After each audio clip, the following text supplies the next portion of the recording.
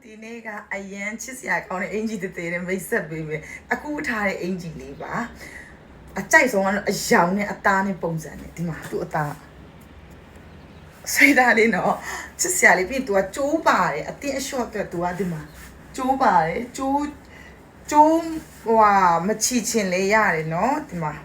ပြီးရင်သူကဒီလိုဒီဇိုင်းဝတ်လို့ရတယ်ပြီးရင်ဒီလိုလေးဝတ်လို့ရတယ်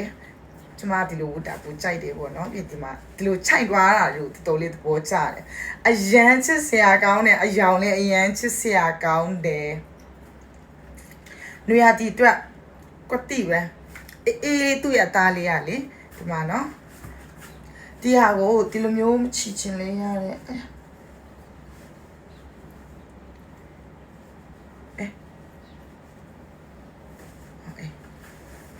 ဒီမှာသူ့ရဲ့ပုံစံကဒီလိုမျိုးလေးပါဒီဟာကျိုးကိုရှေ့မှာချီလို့ရတယ်နောက်မှာလည်းချီလို့ရတယ်ကြိုက်တယ်လို့ချီလို့ရတယ်ဘေးမှာလေးရတယ်ဒီကျိုးလေးကတော်တော်လေးလာရတယ်ပေါ့နော်ကျမကတော့နောက်မှာပဲချီထားလိုက်ပါမယ်